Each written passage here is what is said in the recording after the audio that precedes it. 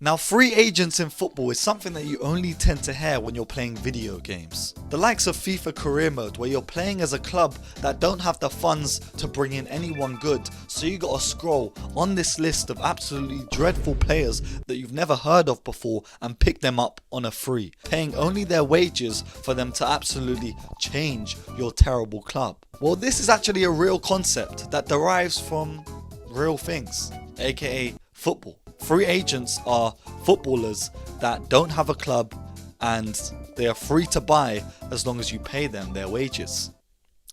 Yeah. And right now in football, it's Arsenal that are going through a bit of a crisis, with their main striker Kai Havertz now being ruled out for the entirety of the season. So they don't have any other actual good strikers.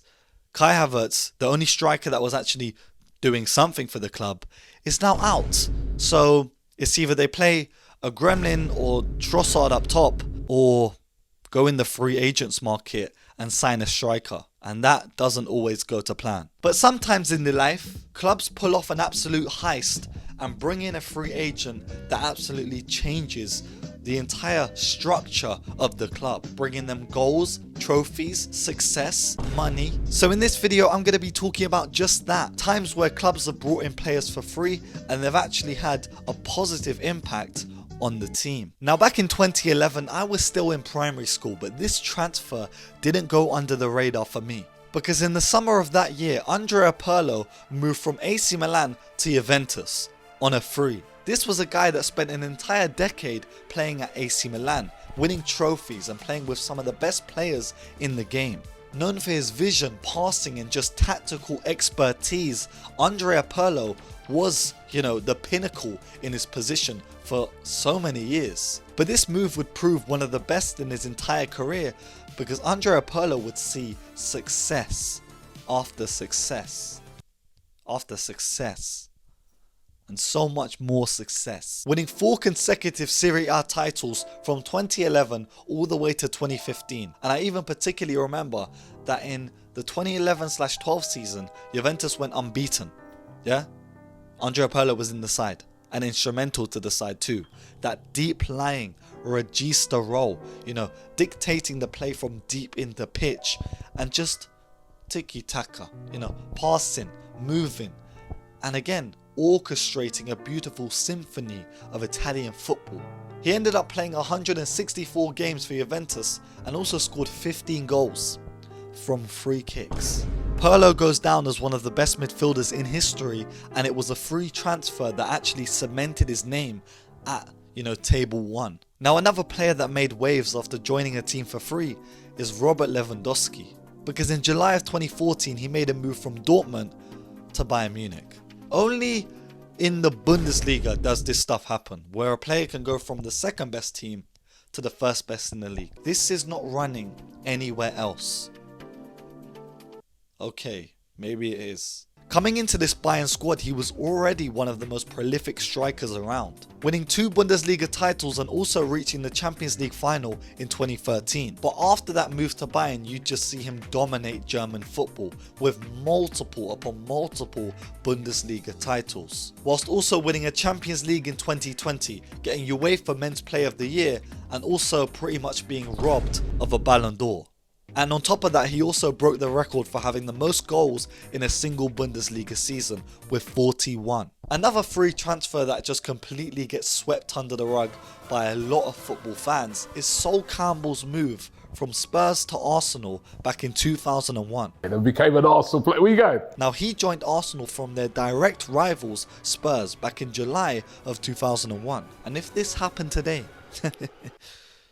there would be outroar. He was a club captain setting the standards, who was developed by Tottenham Hotspur, and then boom, he made that free transfer and created a whole new legacy at Arsenal, actually winning things with 2 Premier League titles and 3 FA Cups and solid performances in the Invincible season, but also that 2006 Champions League run too. Now, from a player snaking a club to a club snaking a player, we have to talk about Lionel Messi moving from Barcelona to PSG in 2021 for free. Now, Lionel Messi's unexpected departure from Barcelona shocked football, and this feels like it happened just yesterday. He would make the move to France and form a trio with Neymar and Mbappe, but things wouldn't really go to plan for Messi at PSG, because after spending 21 years at Barcelona, winning 10 La Ligas, how many Ballon d'Ors, his heart wasn't really in this anymore. You saw with some of the performances that he had at PSG that he wasn't really the same. There was never really enough passion from him during some of their biggest games. Now, a free transfer again that nobody really talks about is James Milner moving from Manchester City to Liverpool. Now, James Milner played for Manchester City for 5 years, winning 2 Premier League titles and actually cementing himself as a really versatile, solid player in their team. But I think the one clip I associate with his time at Manchester City is this, when he got absolutely nutmegged by Lionel Messi in the Champions League.